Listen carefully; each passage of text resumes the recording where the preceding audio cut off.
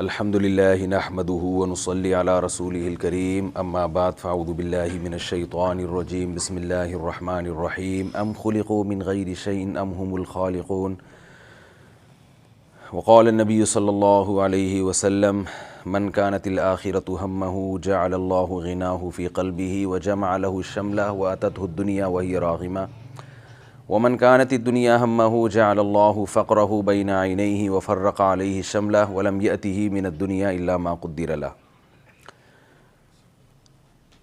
कुरान मजीद की जो आयत मैंने तिलावत की है, अम खुलिक़ू मिन गैरि शैइन अम हुमुल खालिक़ून, ये इतनी शानदार आयत है। आवाज़ सबको आ रही है ना साथ? मैं जितना आराम से बोलता हूँ ना तो मुझे बोलना आसान होता है। चीख के बोलने में इंसान के दिमाग में मज़ामीन कम आते हैं, ज़ोर ज़्यादा बोलने पे लगता है।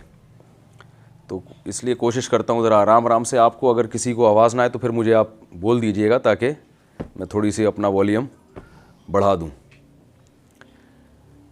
ये जो कुरान की आयत मैंने पढ़ी है, अम खुलिक़ू मिन गैरि शैइन अम हुमुल खालिक़ून, ये बड़ी शानदार आयत है। इसमें अल्लाह ताला ने एक सवाल उठाया है और जवाब दिया नहीं है।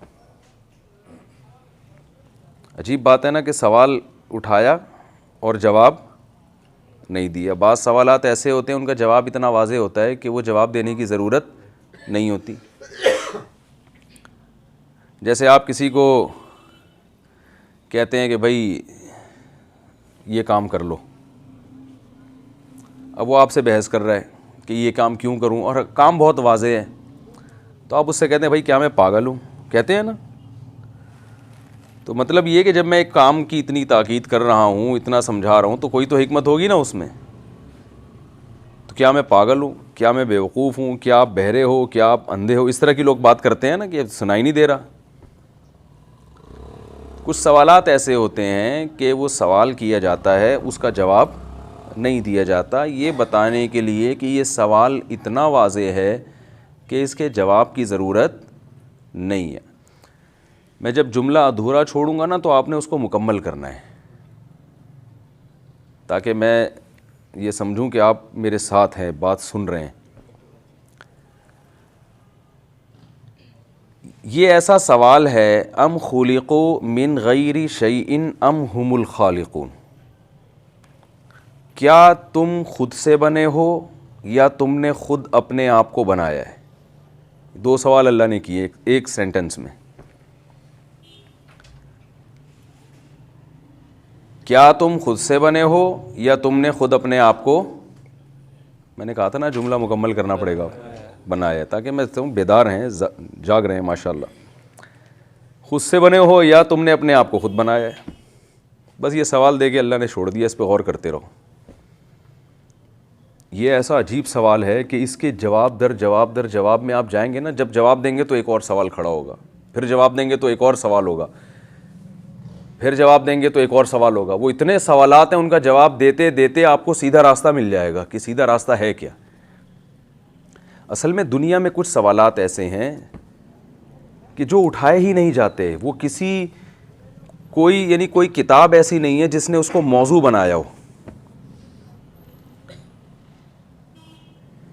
फ़िज़िक्स की किताब में आपको कैलकुलेशन मिलेंगी कुछ कि इतने किलोमीटर फ़ी घंटा की रफ़्तार से आप चलें तो इतनी देर में आप वहाँ पहुँच जाएंगे। इस किस्म की चीज़ें होती हैं। केमिस्ट्री में कुछ केमिकल वगैरह होते हैं, पढ़ाए जाते हैं। मैथ में जमा तफरीक सिखाया जाता है। लेकिन दुनिया में एक बहुत बड़ा सवाल ये है कि इंसान को क्यों बनाया गया। इस सवाल पे कोई डिस्कस करने के लिए तैयार नहीं है। दुनिया में कोई भी काम जो खुद से होता है, इत्तेफाक से होता है, उसकी कोई रीज़न होती है? बोले ना भाई। मैं एक मिसाल देता हूँ आपको। देखें, मेरे सामने एक गिलास रखा हुआ है, मैं बयान करता हूँ, गलती से मेरा हाथ उस पर लग गया और वो गिलास टूट गया। ये काम हुआ ना गिलास का टूटना। आप मुझसे पूछ सकते हैं कि मुफ्ती साहब, हमने आपको बयान के लिए बुलाया था, आपने ये गिलास क्यों तोड़ा? तो मैं जवाब में कहूँगा तोड़ा नहीं है भाई। बोले ना भाई, टूट गया है। तो इस सवाल के बाद फिर मज़ीद कोई सवाल उठता है? फिर आप मज़ीद कोई सवाल कर सकते हैं मुझसे?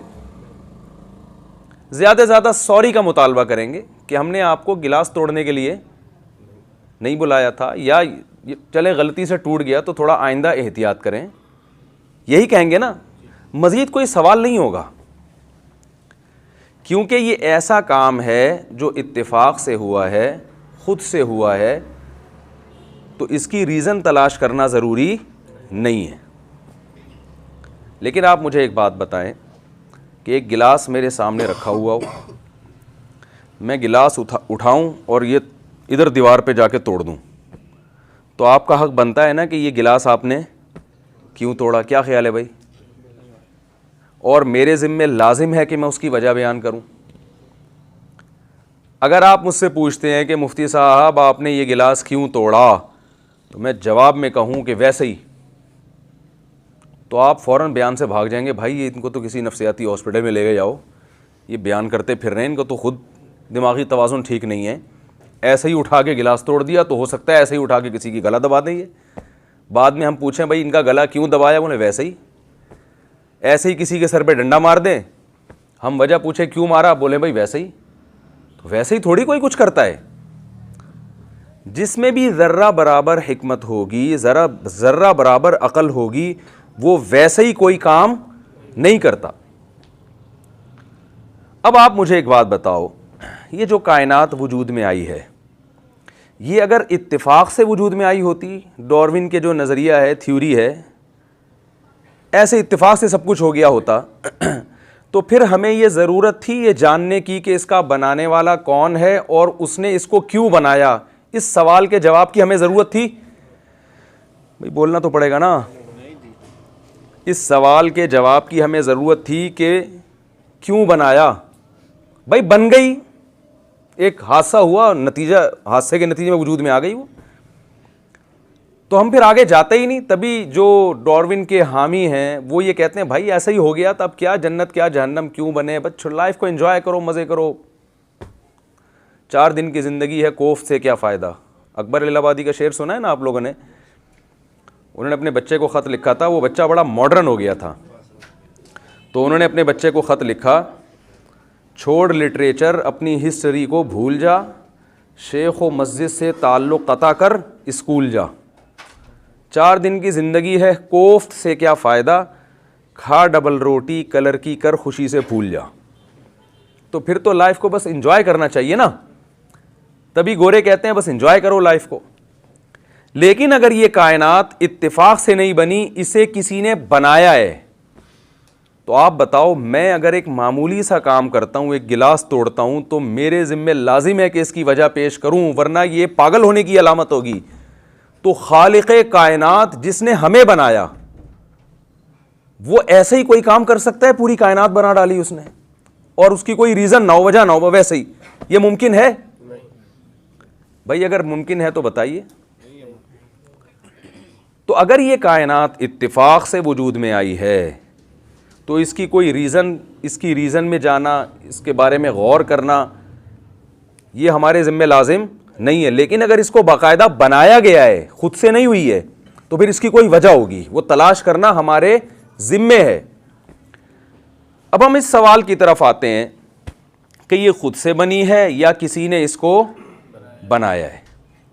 तो याद रखें, जो काम, जब कोई काम इत्तिफाक से होता है ना, तो उसमें मैनेजमेंट नहीं होती, बल्कि पहले से जो नज़्म ज़ब्त है वो भी तबाह बर्बाद हो जाता है। मैं समझा पा रहा हूँ अपनी बात? इसकी मिसाल ऐसे है, इत्तिफाक से फैक्ट्रियों में आग लगती है, इत्तिफाक से लगती है ना, वो तार टूटी और वो आग लगी, वो सब तबाह बर्बाद हो जाता है। कभी आपने ऐसे देखा कि इत्तिफाक से बिजली की तार गिरी, उससे आग लगी, वो आग गई जाके चूल्हे में, और चूल्हे में एक बिरयानी पक के तैयार हो गई आपके सामने, है भाई? इत्तिफाक से आग लगी, यानी ऑस्ट्रेलिया के जंगलों में भी इत्तिफाक से आग लग गई ना, वो दरख्तों की रगड़ से कहते हैं लग जाती है आग। तो इत्तिफाक से जो आग लगी, तो वहां जो भैंसे और हिरन घूम रहे थे, उनके कबाब बन के आपके सामने आ गए, बेहतरीन, आपको पकाने की जरूरत ही नहीं पड़ी। बताओ दुनिया में कोई एक इत्तिफाक भी ऐसा कभी हुआ है? कि इत्तेफाक से ये हुआ हो तो उसके नतीजे में इतनी अच्छी चीज़ वजूद में आ गई हो। जापान के साइंसदान रोबोट बनाते हैं ना, तो रोबोट बाज़ दफ़ा बेचारा ख़राब हो जाता है इत्तेफाक से। बना कभी है इत्तेफाक से? बोलो ना भाई। तो ये डार्विन ने ऐसा कोई नज़रिया क्यों नहीं पेश किया कि ये जो बेजान रोबोट है, ना जो हंसता है, ना देखता है, ना सुनता है, ना कोई चीज़ खुद से पकड़ सकता है, ना उसमें सलाहियत है, ना ज़िंदगी है, वो करोड़ों अरबों साल कोई लोहा पिघला था और तरक्की करते करते करते पूरा एक रोबोट की शक्ल में वजूद में आ गया। अगर डार्विन कोई ऐसा नज़रिया पेश करता तो लोग मान लेते? मेरा ख्याल है आप लोग मान लेते। तो फिर बोले ना नहीं मानते। भाई बेजान चीज़ वजूद में नहीं आ सकती, जानदार कहां से आ सकती है वजूद में? जान, हयात को तो अब तक डिफाइन नहीं किया जा सका है कि ये हयात होती क्या चीज़ है, जिंदगी नाम किस चीज़ का है। तो इत्तेफाक से जो चीज़ें वजूद में आती हैं उनमें मैनेजमेंट नहीं होती, इंतज़ाम नहीं होता, संवरी भी नहीं होती, बल्कि संवरी हुई जो चीज़ें संवर चुकी हैं इत्तेफाकी हादसात के नतीजे में वो चीज़ें तबाह हो जाती हैं। इसकी एक और बेहतरीन मिसाल है, आप किसी फैक्ट्री में गए, वहाँ आपने देखा जो फैक्ट्री के जो मालिक है वो अपना एयर कंडीशन ऑफिस में बैठा हुआ है, मैनेजर साहब दूसरे ऑफिस में बैठे हुए हैं, कुर्सी टेबल रख के सामने और टेलीविज़न देख रहे हैं, और कुछ मज़दूर वहाँ काम में लगे हुए हैं, कुछ माल उठा के ट्रक पे लोड कर रहे हैं, मशीनें अपनी जगह हरकत कर रही हैं। आपने जाके किसी बहुत बड़े साइंसदान को बुलाया और आपने उस साइंसदान से पूछा, यार ये फैक्ट्री आप बता सकते हो कि ये कैसे वजूद में आई? वो जवाब में कहे कि यार एक धमाका हुआ था, उस धमाके के नतीजे में चूना और सीमेंट टाइप के में जो चीज़ें सीमेंट में डलती हैं ना, रेत बजरी उड़ के वो जनाब ऐसे होते होते होते होते वो एक जगह इकट्ठे हो गए। भाई ये तो नहीं हो सकता यार। भाई करोड़ों साल में ऐसा हुआ है, करोड़ों साल में तो हो सकता है ना, आपके हाँ शायद करोड़ों साल में हो गया हो ऐसा। फिर बारिशें हुई तो उससे गारा बन गया, फिर कई जगहों पे गारा बना, तो एक जगह ऐसा हुआ कि करोड़ों साल हवाएं चलती रहीं तो वो गारे से एक ख़ास तरीके से तनासुब से चलते चलते उस गारे से ईंटें वजूद में आ गईं। अच्छा भाई फिर क्या हुआ? भाई फिर एक दिन क्या हुआ, करोड़ों अरबों साल तक वो ईंटें ऐसे ही पड़ी रहीं, तो इत्तेफाक से ज़मीन में ऐसा मालूम होता है कि एक तूफ़ान आया होगा, जिस तूफ़ान से वो ईंटें आपस में तरतीब से आके जुड़ गईं और फैक्ट्री की एक दीवार वजूद में आ गई। फिर करोड़ों अरबों, क्योंकि साइंसदानों के पास टाइम की कमी, कोई गिन थोड़ी रहा है वहाँ बैठ के। वो जब कहते हैं ना इंसान इत्तेफाक से वजूद में, अभी कैसे आ गया? वो करोड़ों अरबों साल तक एक जरसूमा था, वो अरबों साल तक फिर वो मछली बना, फिर अरबों साल पहले पौधा बना, फिर वो अरबों साल के बाद वो एक मछली बन गया, फिर वो अरबों साल के बाद ये बन गया, फिर अरबों साल पहले बंदर बन गया, फिर अरबों साल के बाद इंसान बन गया, और अरबों साल के बाद अब इंसान के बाद भी कुछ बन जाएगा। जब आप कहते हैं ना भाई 10,000 साल से तो हम देख रहे हैं ये इंसान वैसे का वैसा ही है जैसा 10,000 साल पहले था, तो कहते हैं भाई अरबों साल लगते हैं। तो मैं यही पूछ रहा हूँ कि अरबों साल में एक दीवार क्यों नहीं खड़ी हो गई बड़ी तरतीब के साथ, फिर 4 दीवारी, फिर आप कहते हैं इसमें मशीन कैसे आई? वो कहते हैं कि भाई लावा पिघला था, उससे जो लोहा पिघल के बाहर आया, उस लोहे से सरिया बना, उस सरिये से छत डली, यानी वो फर्जी कहानियां घड़ते घड़ते घड़ते घड़ते बनते बनते बिल आखिर एक दिन धमाका हुआ। तो एक साहब जा रहे थे, वो धड़ाम से उठ के अपनी कुर्सी पे आके बैठ गए, जो जिनको फैक्ट्री का ओनर बना दिया गया, मालिक करार दे दिया गया। तो ये मुमकिन है क्या अकल से इस दावे को तस्लीम कर लेना? बोले ना भाई। हाँ, एक जगह फैक्ट्री तबाह बर्बाद हो गई हो, सारी बर्बाद हो गई हो, और वो जो ओनर था वो उधर मरा हुआ पड़ा हो बेचारा, और वो मैनेजर साहब उल्टे ऊंधे पड़े हुए हो, तो आप पूछें यार ये कैसे हुआ? तो इसमें दोनों इम्कान है। हो सकता है ये खुद ना हुआ हो, किसी ने बम रख के धमाका किया हो, और ये भी मुमकिन है कोई हादसे के नतीजे में खुद ब खुद ऐसा हो गया हो। तो ये दुनिया में पागल से पागल इंसान भी समझता है कि जिन चीज़ों में मैनेजमेंट होती है, संवरी भी होती हैं, वो खुद ब खुद नहीं हो सकती।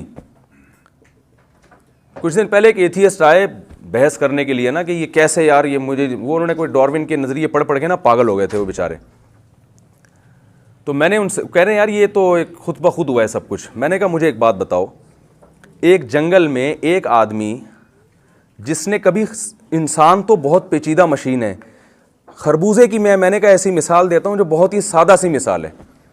मैंने कहा जंगल में या किसी सहरा में जिस शख्स ने कभी पौधे से फल बनने का अमल ना देखा हो, आप उसके पास जाएं और आप उससे कहें आओ मैं तुम्हें एक जादू दिखाता हूं। भाई क्या जादू है? भाई ये खरबूजे का बीज है ना, अभी देखो इसमें जादू क्या होता है। जादू ये है कि जी खरबूजे के बीज को ज़मीन के अंदर डाल दिया, पानी डालते रहे, तो अब वो पूछ रहा है भाई अब क्या होगा, कहना देखना अब क्या होगा। देखें ज़मीन का काम है चीज़ों को खा के ख़त्म कर देना। ज़मीन में इंसान को डालेंगे वो भी ख़त्म, ज़मीन में लोहे को डालेंगे वो भी ख़त्म, सोने को डालेंगे वो भी ख़त्म। आपने कहा कि मैं ज़मीन में इस बीज को डालूंगा लेकिन ख़त्म नहीं होगा, देखना अमल क्या होगा, उल्टा अमल शुरू हो जाएगा। तो ज़मीन में डाला बीज, वो पूछ रहा है भाई अब क्या होगा, देखना अब क्या होगा। उससे एक छोटा सा नन्हा सा पौधा निकला, तो हैरान होगा ना वो सामने वाला जिसने कभी पौधे बनने का अमल ना देखा हो। आप कहें अभी जादू ख़त्म नहीं हुआ, अभी देखो ये क्या होता क्या है, मैं कुछ ऐसा मंत्र पढ़ूंगा अभी देखना होता क्या है। तो वो बेल जो है ना वो बढ़ना शुरू हो गई, और बढ़ने में अजीब बात यह है कि उसके पास ना दिमाग है सोचने के लिए, लेकिन इतनी अकल उसको दी गई है कि उसको पता है कि ऊपर की तरफ जाना है ना, तो उसमें वो कोंपलें निकलना शुरू हुई, और जहां उनको जगह मिलती है ना, जैसे कोई आदमी रस्सी के जरिए नहीं कमांडो ऊपर चढ़ रहे होते, ऐसे वो बेल लिपट लिपट कर मुख्तलिफ जगहों से ऊपर की तरफ जा रही है ताकि उसको रोशनी मिले अच्छी तरीके से। तो ये जो सहरा में रहने वाला आदमी इस जादू से हैरान होगा कि नहीं होगा? वो हैरान हो रहा है यार इसके पास अकल नहीं है, लेकिन ये जहां जगह मिलती है वहां ऐसे बेल लिपटती है ना, तो ये ऊपर की तरफ जा रही है। आप कहते हैं अभी जादू खत्म नहीं हुआ, अभी देखना और क्या होगा। कुछ दिनों के बाद उसमें खूबसूरत फूल निकलना शुरू हो गए, और हैरान हो रहा है यार ये क्या मजाक है भाई, फूल निकल रहे हैं। कह रहे हैं भाई अभी देखो मंत्र, ठीक है। वो होता क्या है, उस फूल से क्या हो रहा है कि वो फूल तितलियों को, परिंदों को अपनी तरफ माइल कर रहा है। माइल करने से क्या होता है कि नर और मादा जो जर्रे हैं उनका मिलाप हो जाता है। वो तितलियों के टांगों से चिपक जाते हैं ना वो जर्रे, जब वो मिलाप होता है, तितलियों के फरिश्तों को भी खबर नहीं होती कि हमारे जरिए से क्या काम लिया जा रहा है। वो तो फूल के हुस्न जमाल और उसकी खूबसूरती को देखकर आती हैं उसकी तरफ। लेकिन ऐसा सिस्टम जंगल में, ऐसे सॉफ्टवेयर इंस्टॉल कर दिए गए हैं कि सारे काम ऑटोमेटिकली हो रहे हैं। तितलियां अपना काम कर रही हैं, मक्खियां अपना काम कर रही हैं, लेकिन कुदरत इनसे कोई और काम ले रही है जो इंसान को भी नहीं पता कि हो क्या रहा है। फिर जनाब उसमें नीचे आहिस्ता आहिस्ता क्या फल पैदा होना शुरू हो गया। वो सहराई आदमी कह रहा है ये क्या हो रहा है, कह रहे हैं अभी तो जादू शुरू हुआ है, अभी तो देखो होता क्या है। फल होते होते होते होते होते होते बड़ा होकर दोबारा वो क्या बन गया, एक खरबूजा। तो हैरान होगा ना वो कि भाई वो बीज से हमने क्या बना दिया, खरबूजा। आप कहते हैं अभी सब्र करो, असल जादू तो अब शुरू हुआ है।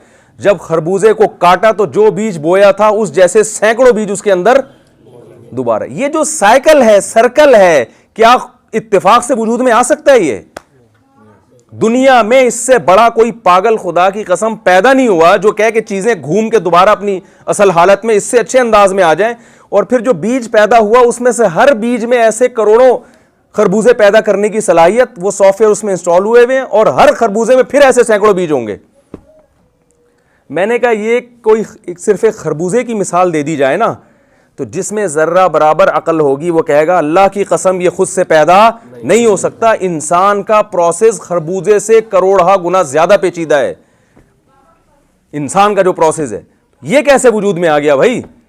तो पहले तो अपने जहन को ये साफ करें, क्लियर करें कि इस कायनात में एक नज़्म ज़ब्त है। अलशम्सु यंबगी लहा अन तुदरिकल क़मरा वलल लैलु साबिकुन नहार। सूरज, ज़मीन सूरज के गिर्द, और चांद जो है वो ज़मीन के गिर्द, और हर कुल्लुन फ़ी फ़लकी यस्बहून। अल्लाह फरमाते हैं हर एक अपने दायरे में तैर रहा है। वल क़मर क़द्दरनाहु मनाज़िल। चांद की कैसी हज़ारों साल हो गए, चांद की कैलकुलेशन में कोई फ़र्क ही नहीं आ रहा। ये जो माहिरीन फ़ल्कियात बता देते हैं ना कि 10 साल बाद किस दिन क्या तारीख होगी, ये माहिर फ़ल्कियात का कमाल नहीं है, ये चांद का कमाल है। देखो मुझे एक बात बताओ, आपके बारे में अगर कोई बताए कि मैं पहले से बता सकता हूं कि फलां साहब जो हैं 3:05 पे, ये जो भी सफ़र के लिए निकले हैं तो 3:05 पे ये वहां होंगे, तो ये बताने वाले का कमाल नहीं है, ये आपकी टाइम की पाबंदी की अलामत है। आपका शेड्यूल ऐसा ज़बरदस्त है कि लोग आपके बारे में पहले से बता देते हैं कि ये टाइम की खिलाफ वर्जी नहीं करता। तो ये जो साइंसदान बता देते हैं ना कि 20 साल बाद फला सूरज गिरहन होगा, चांद गिरहन होगा और क्या तारीख होगी, क्या दिन होगा। तो ये साइंसदानों का कमाल नहीं है, ये सूरज और चांद की एक्यूरेसी है, ये उसका कमाल है कि वो हजारों लाखों साल हो गए, वो अपने टाइम से जर्रा बराबर भी हटने के लिए तैयार नहीं है। इतनी एक्यूरेसी ये इत्तेफाक से वजूद में आ गई भाई। इतना ईंधन सूरज खारिज कर रहा है, इतना ईंधन, कहां से इसमें ये ईंधन भरा जा रहा है और कहां से ये गैसें खारिज हो रही हैं। एनर्जी लगती है ना, ये एनर्जी कहां से आ रही है? ये इत्तेफाक से हो रही है, ये सब चीजें इत्तेफाक से हो रही हैं। कैसा अजीब निजाम अल्लाह ने बनाया। तो अगर ये कायनात मेरे भाई इसमें नज़्म ज़ब्त ना होता तो ये इत्तिफाक से वजूद में आती और हमें इसकी रीज़न तलाश करने की ज़रूरत, बोलो भाई, नहीं पड़ती। लेकिन अब इस कायनात की मैनेजमेंट को देखते हैं और कुरान बार बार चैलेंज करता है, ज़ालिका तकदीर, ज़ालिका तकदीर। ये अंदाज़ा है, तकदीर का आज की ज़बान में तर्जमा मैनेजमेंट। ये अंदाजे हैं, ये खुद ब खुद नहीं है, ये एक कैलकुलेशन है। अल अजीज़ ऐसे बादशाह की कैलकुलेशन है जो गालिब है, जिस तरह से चाहे निज़ाम को चला सकता है। अल अलीम, और इल्म भी रखता है वो, उसे पता है कि किस चीज़ को कैसा बनाना है। देखें, दो चीज़ें चाहिए होती हैं जब भी आप किसी प्रोजेक्ट पे काम करते हैं, तो आपके पास दो सिफात आपके पास होना ज़रूरी है। पहली सिफत, आप काम लेना, आपके पास पावर हो, ताकत हो ना कि मजदूरों से काम ले सकते हो। भाई आप बहुत बड़े इंजीनियर हैं लेकिन आपकी चलती नहीं है। आपको कोई प्रोजेक्ट दिया गया कि यार ये फैक्ट्री बना दो, ये स्कूल बना दो, ये प्रोजेक्ट है, ये सड़क बना दो। आप मजदूरों से कह रहे हैं यार ये काम कर दो, कह रहे हैं सर मेरे पेट में दर्द है, आज मैं छुट्टी पे जाऊंगा, आज मैं नहीं करूंगा, वो कोई बात सुन ही नहीं रहा।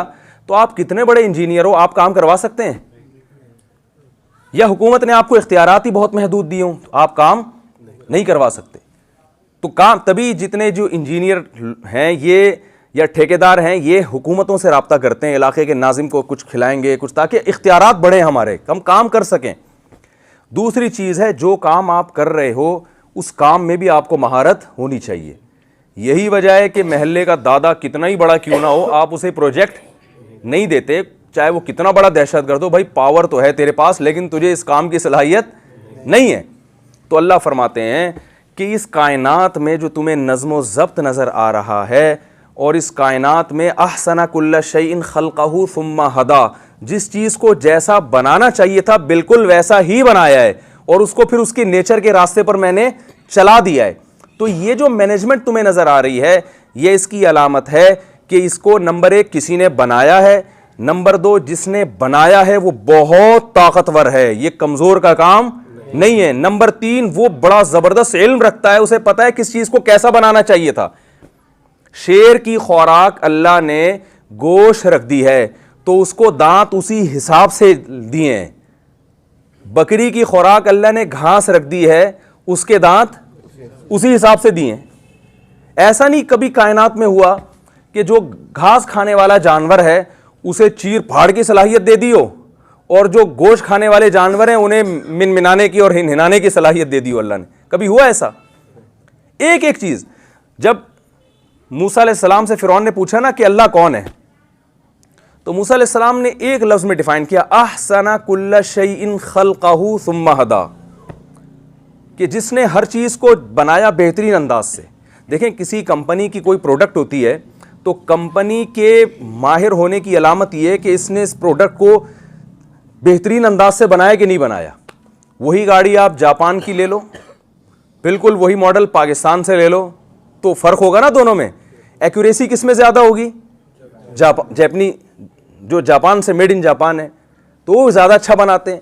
तो अल्लाह फरमाते हैं कि मैंने जिस चीज़ को जैसा बनाया उससे ज़्यादा उस चीज़ को अच्छा बनाना मुमकिन था ही नहीं, नामुमकिन है।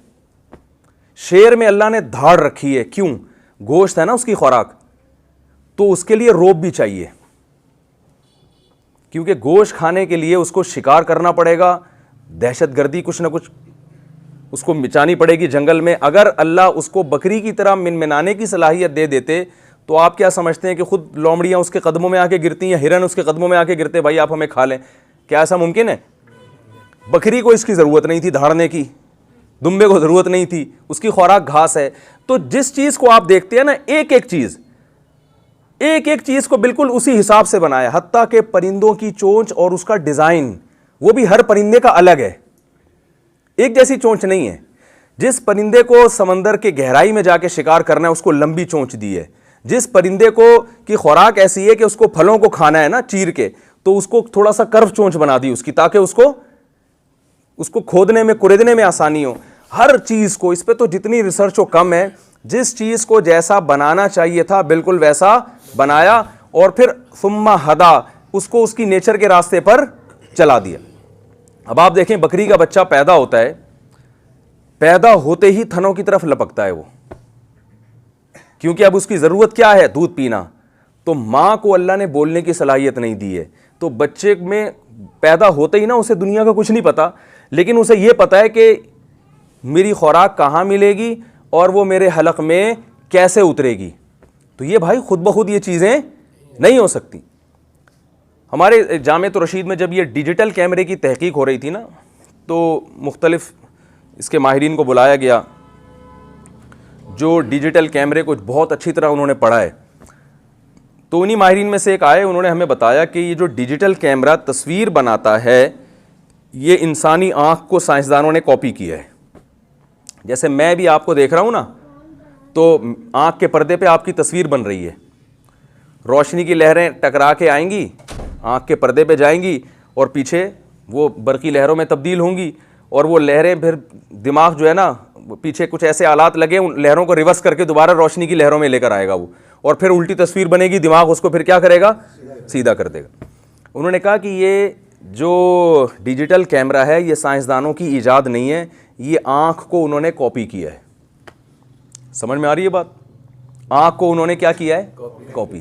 कि आँख कैसे बनाती है, तो बिल्कुल वही चीज़ उन्होंने यानी वो शीशों को उसी लिहाज से एडजस्ट किया, और उसी तरह वो लहरें रोशनी की टकरा के जाती हैं और फिर वो रेडियाई लहरों में तब्दील होती हैं, फिर वो पीछे जाके रिवर्स, पूरा कह रहे हैं 100% आँख की कॉपी है ये। लेकिन आँख जैसा अब भी नहीं बन सका। और आँख में एक अजीब बात यह है कि डिजिटल कैमरे में एक लेंस होता है, आँख कितनी है, दो। इसको एडजस्ट करना और ज्यादा मुश्किल काम है, क्योंकि जरा सा इन दो पुतलियों का फासला मिलीमीटर में भी कम हो गया ना, या बढ़ गया, तो आपको एक के दो नजर आना शुरू हो जाएंगे।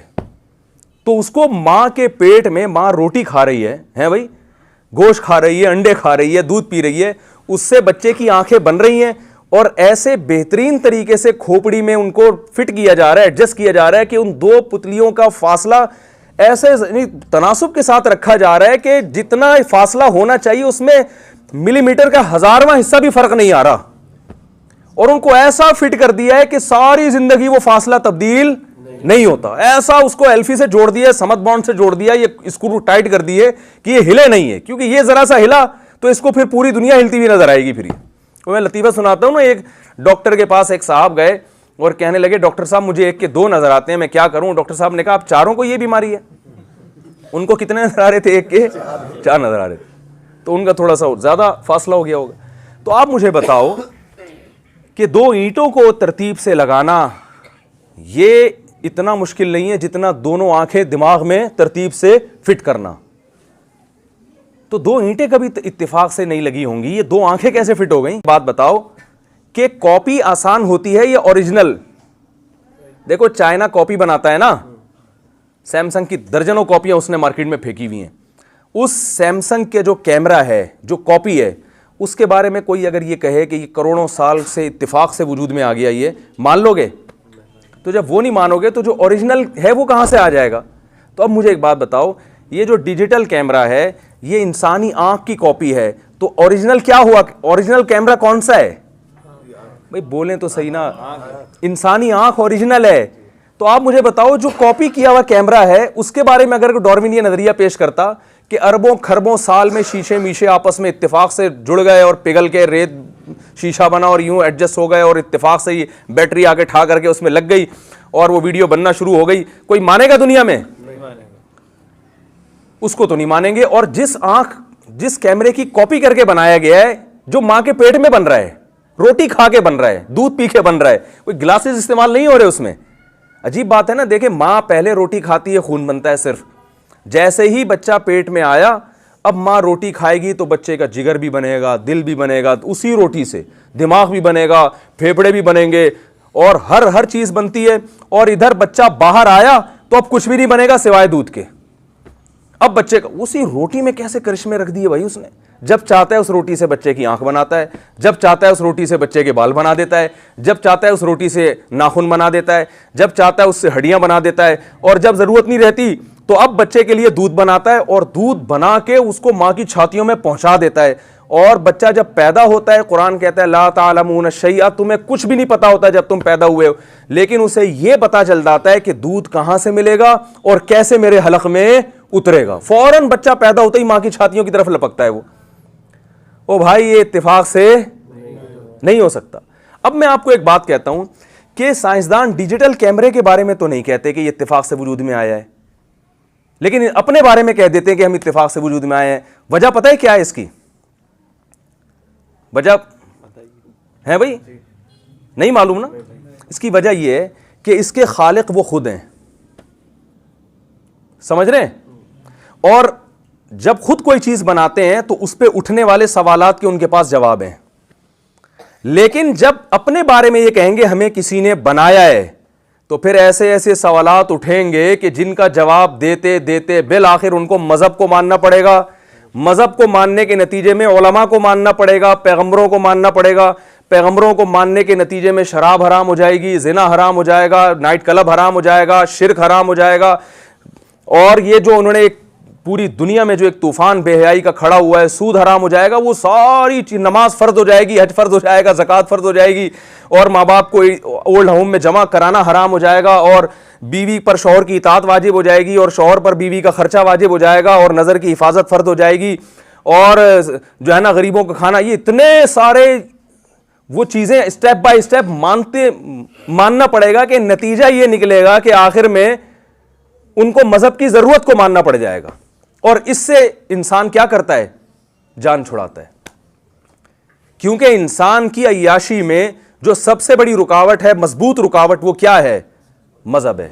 हर अय्याशी का को हलाल करने के लिए आपके पास दलील मौजूद है, मजहब का जवाब किसी के पास नहीं होता। कोई जिना करना चाहे दलील दे सकता है, मैं अपनी स्ट्रेस को खत्म करने के लिए कर रहा हूं, लड़की भी राजी है, मैं भी राजी हूं, इससे मुआशरे में कोई नुकसान नहीं हो रहा, किसी को क्या तकलीफ है भाई, हम दोनों राजी हैं, कर रहे हैं, तो क्या मसला है?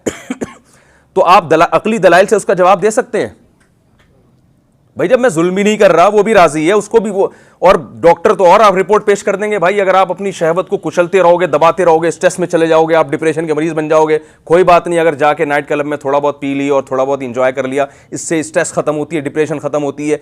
दलाइल की दुनिया में आप इसका जवाब नहीं दे सकते।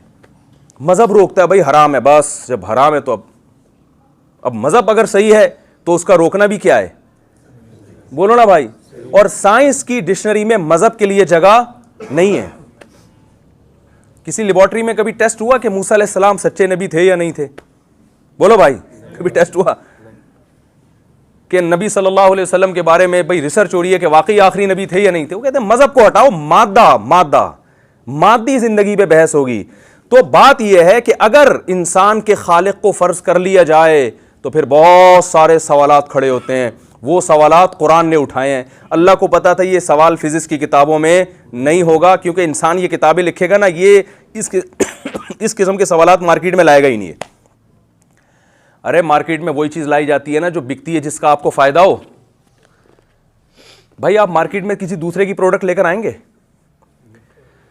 बोलो ना भाई, आपकी बहुत बड़ी दुकान है और आपका एक ब्रांड है, आप जे डॉट के कपड़े बेच रहे हैं वहाँ बैठ के भाई आपका अपना एक ब्रांड है। तो मार्केट में तो इंसान की कोशिश होती है दूसरे की प्रोडक्ट को साइड पे लगाए, अपनी लाए, क्योंकि वो मार्केट में बैठा इसलिए। तो जो ख्वाहिशात नफसानिया के गुलाम हैं जो लोग, वो जो किताबें लिखेंगे उसमें अल्लाह के लिए कोई जगह नहीं होगी। तो ये जो अल्लाह की बातें हैं ये अल्लाह खुद अपने कलाम में करेगा। वो सवालात उठाएगा सारे इंसानों से, फिर उन सवालात के जवाब भी वो खुद देगा। तो इसलिए अल्लाह ने जो सवाल उठाया, अम खुलिक़ू मिन गैरि शैइन अम हुमुल खालिक़ून, खुद से बने हो या किसी ने बनाया है। ये सवाल कह के अल्लाह ने छोड़ दिया। ये सवाल कह के जवाब पता है क्यों नहीं दिया? इसलिए कि अल्लाह ये बताना चाह रहे हैं कि कभी इस सवाल पे भी गौर कर लो। बस बाकी तुम्हारी मर्जी कि तुम्हारे जहन में जवाब आता है या नहीं आता, ये तुम्हारी हेडेक है। क़यामत में हम हुज्जत ताम कर देंगे कि हमने तुमसे एक सवाल किया था, तुम्हारी नज़र में वो सवाल अगर गैर अहम था तो ठीक है, छोड़ देना चाहिए था, और अगर अहम था तो उसके बारे में गौर क्यों नहीं किया, गैर अहम था तो उसके गैर अहम होने की क्या दलील है, अहम था तो अहमियत मानने के बावजूद उसके जवाब में क्यों नहीं गए। तो ये अल्लाह ने अपने बंदों पर हुज्जत को तमाम कर दिया। तो जाहिर है कि दोनों बातें गलत हैं। ना तो खुद से बन सकते हैं, क्योंकि खुद से चीज़ें बनती नहीं हैं, बनी हुई चीज़ें बिगड़ती हैं। समझ रहे हैं ना, पूरा ऐसा ज़बरदस्त इंसान बन जाए ये नहीं हो सकता, और ये भी नहीं हो सकता कि हमने खुद अपने आप को बनाया। तो वाज़ेह जवाब है कि फिर बनाने वाला कोई और है, बनाने वाला कोई और है। अब दूसरा, अब मैंने बताया था ना, इस सवाल का जवाब तलाश करेंगे तो फिर सवाल दर सवाल उठता चला जाएगा। इसलिए साइंसदान क्या करते हैं, सवाल ही का शुरू में गला घोट देते हैं कि यार ये बहस ही ख़त्म करो, किसने बनाया, अब बन गया जो भी था, अब लाइफ को एंजॉय करो, ठीक है ना। अब इस पे काम करो कि डेंगू वायरस दुनिया में कैसे ख़त्म हो, पोलियो कैसे दुनिया में ख़त्म हो, इस पे तो करना चाहिए, इस पे भी काम। मैं ये नहीं कह रहा कि ये गलत है, लेकिन ये तो ऐसे है जैसे आपका कोई मकसद था, आप कहीं सफ़र पे जा रहे हैं, तो सफ़र को अच्छा बनाने के लिए बहुत सारी लवाज़िमात चाहिए होते हैं ना। वो लवाज़िमात आपकी ज़िंदगी का मकसद नहीं होते। मकसद तो वो सफ़र में आपकी मंजिल कहाँ है वो है। तो हमारी ज़िंदगी भी एक सफ़र है। सफ़र की डेफिनेशन ये है कि जिसमें आप एक जगह ना हो। देखिए, मैं अभी यहाँ बैठा हुआ हूँ तो मैं सफ़र में हूँ, बोले ना भाई, नहीं, क्योंकि मैं मूव नहीं कर रहा ना। तो अगर हमारी ज़िंदगी में ठहराव होता, टाइम गुजर ना रहा होता, हमारा हर आने वाला दिन हमको कब्र के करीब ना कर रहा होता, तो फिर ज़िंदगी सफ़र ना होती। बात समझ में आ रही है। लेकिन हम देख रहे हैं कि टाइम रोज़ाना गुजर रहा है, तारीखें चेंज हो रही हैं। 2019 गया, 2020 आ गया, कल 24 जनवरी, आज जनवरी है, और कल पता नहीं कौन सी तारीख में, तारीखें अक्सर गलत कर देता हूँ। तो इस बार जो भी है, तो जनवरी, फरवरी, मार्च, अप्रैल, ये सारे महीने क्या हो रहे हैं, आहिस्ता आहिस्ता गुजर रहे हैं, टाइम गुजर रहा है। तो अब मुझे एक बात बताओ कि ये सफ़र है, तो मुझे एक बात बताइए कि दुनिया में कोई ऐसा पागल देखा जो सफ़र में हो लेकिन उसको ये ना पता हो कि जाना कहाँ है भाई। आप गाड़ी में बैठे हुए हैं, चलाए जा रहे हैं, चलाए जा, अगला कह रहे कहाँ जा रहे हो, क्या पता नहीं कहाँ जा रहा हूँ। वो भाई क्यों, फिर निकला हुआ क्यों है भाई कह रहे वैसे ही आप कह सकते हैं लॉन्ग ड्राइव पे वैसे ही एंजॉय करने के लिए। तो एंजॉय करना भी एक मकसद हो गया ना, तो उसमें भी तो कोई हदफ होता है ना। यार वहाँ जा रहे हैं, शनवारी जा रहे हैं, या दरा टूल प्लाजा से घूम के वापस आ रहे हैं, तो कोई तो हदफ होता है। हाँ, रास्ते में आप कभी सर में दर्द हो रहा है तो चाय पीने की तरफ चले जाओगे, तबीयत ख़राब हो गई तो आप कहोगे चलो यार रास्ते से 2 गोली पैनाडोल भी ले लें। तो वो रास्ते की जो चीज़ें होती हैं वो मकसद तक पहुँचने में मुआविन और मददगार तो होती हैं, वो बज़ाते खुद मकसद नहीं होती। तो दुनिया जब एक सफ़र है, इंसान यहाँ से एक जहाँ से निकल के कहीं और जा रहा है, तो इसका भी कोई ना कोई मकसद होगा। दरमियान में पोलियो की वैक्सीनेशन भी आ गई, टाइफाइड के टीके भी लग रहे हैं ताकि तमीज़ से गुजर जाए ना सफ़र आराम से, ठीक है। तो इसके लिए ज़ाहिर है कुछ लोग डॉक्टर भी बनेंगे, और फिर पैसा भी कमाना है, बिज़नेस भी करना है। तो तमीज़ आदमी ज़ाहिर है जब सफ़र करता है तो उसको गाड़ी भी तो चाहिए ना, सीट भी अच्छी चाहिए, तो इसके लिए पैसा भी कमा लेता है वो कि यार अच्छी गाड़ी में सफ़र करूँ, गधा गाड़ी पर ना जाऊँ, मैं पैदल ना जाऊँ। तो हमने क्या किया कि ये जो लवाज़िमात थे इनको क्या बना लिया, मकसद, और सफ़र का पता ही नहीं कि जा किधर रहे हैं। अपने आप ही क्यों नहीं पता, हर चीज का पता है कि ये क्यों है, अपना नहीं पता कि मैं क्यों हूं। दुनिया में उससे बड़ा बेवकूफ कोई होगा जिसको अपने कपड़ों का पता है कि ये क्यों बने, अपने जूतों का पता है कि ये क्यों बने, अपने चश्मे का पता है कि ये क्यों वजूद में आया, और अपने दांतों का पता है कि ये क्यों वजूद में आए चबाने के लिए, नाक का पता है कि ये सांस लेने के लिए। अपनी जात का नहीं पता कि मुझे क्यों बनाया। जैसे वो था ना, मुझे क्यों निकाला ठीक है, उनको ये नहीं पता था मुझे क्यों निकाला। तो उन पर इतना ताज्जुब नहीं है, ताज्जुब हम पर है कि हमें क्यों नहीं अभी तक दुनिया से निकाला, अल्लाह ने पैदा क्यों किया है। ये बड़ा अहम सवाल है। तो अब दूसरा सवाल जो कुरान ने उठाया, पहला सवाल क्या, हम खुलिक़ू मिन गैरि शैइन अम हुमुल खालिक़ून, खुद से बने हो किसी ने बनाया है। अब सारी ज़िंदगी टकरे मारते रहें, इसका अल्लाह ने जवाब नहीं दिया। जवाब वाज़े है कि भाई ना हमने खुद से बनाया, ना हम इत्तेफाक से बने, ऐसा हो नहीं सकता, कोई तीसरी ज़ात है जिसने हमें बनाया। अब दूसरा सवाल कुरान ने उठाया है कि उसने बेमकसद बनाया या किसी मकसद से बनाया है। बेमकसद, पहला सवाल का तो जवाब ही नहीं दिया ना, वो तो बहुत ही वाज़ेह था। दूसरे का अल्लाह ने जगह जवाब दिया, वमा खलक़नस समावाति वल अर्द वमा बैनहुमा लाइबीन। फरमाया अगर हमने बेमकसद बनाया है तो इसका मतलब हम महज खेल तमाशा करने वाले थे, एंटरटेनमेंट। जैसे कोई लोग होते हैं ना, एक बिल्डर बहुत बड़ा बंगला बनाए और बना के उसको तोड़ दे। आपको बनाया क्यों था? कह रहे वैसे यार मैं फारिग बैठा हुआ था तो मैंने कहा एक बंगला ही बना दो। तो आप कहेंगे ना भाई तू पागल हो गया है, सठिया गया है, तू इतना खूबसूरत बंगला बनाया, उसमें वॉशरूम, किचन और स्विमिंग पूल और पता नहीं क्या क्या बना दिया, जिससे लग रहा था यहाँ तो लोग रहेंगे, और वैसे ही बना के। तो अल्लाह इंसान को पैदा करता है, कायनात को बनाता है, एक दिन ये कायनात भी तबाह हो जाएगी और इंसान तो बहरहाल मर के ख़त्म हो जाता है। तो अल्लाह कहते हैं कि क्या ये हमारे बारे में मुमकिन है कि हमने इंसान को बनाया मारने के लिए, बच्चे पैदा करके मर जाओ, फिर तुम्हारी नस्ल और बच्चे पैदा करे, फिर वो चली जाए, फिर वो अगले पैदा करके, कोई मकसद नहीं है।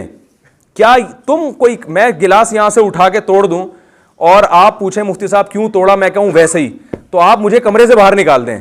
तो जब आपको मेरे बारे में ये तसव्वुर नहीं कर सकते, तो जो कायनात का रब है जिसने हम सबको बनाया, वो वैसे ही कायनात को बनाया और कोई मकसद ही ना हो और हमारे हवाले कर दे कि जैसे चाहो इसको इस्तेमाल करो, जो चाहे करो, लाइफ को एंजॉय करो, नाइट क्लबों में जाओ, लड़कियों से दोस्तियां लगाओ, फिल्में देखो, ड्रामे देखो, जो जिस पे जुल्म करके माल घसीट ले, जो मर्जी करो, होगा कुछ भी नहीं। मैंने वैसे ही बनाया, जिसकी लाठी उसकी भैंस, और मैं बस इंजॉय कर रहा हूं, मैं कायनात को देख रहा हूं हो क्या रहा है। तो अल्लाह फरमाते हैं कि ज़ालिका ज़न्नुल्लज़ीना कफ़रू, ये उन लोगों का गुमान है जो काफिर हैं, फ़वैलुल लिल काफ़िरीन मिनन नार, और जो मेरे बारे में ये गुमान रखते हैं उनके लिए जहन्नम की आग है। इतना बड़ा ताना मुझे दिया उन्होंने, तो भाई वैसे ही नहीं बनाया। अब सवाल पैदा होता है जब किसी मकसद से बनाया है तो वो मकसद है क्या?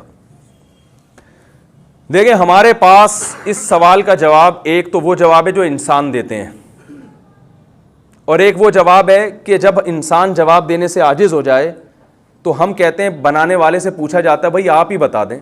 देखो किसी देहाती के पास कोई मशीन आए, बड़ी ज़बरदस्त मोबाइल आया, जिसने कभी मोबाइल ना देखा हो, वो यूं ही करके देखता रहेगा ना, यार ये क्या भला है यार। आप उससे पूछते हैं कि तुम बता सकते हो इस मोबाइल को क्यों बनाया गया?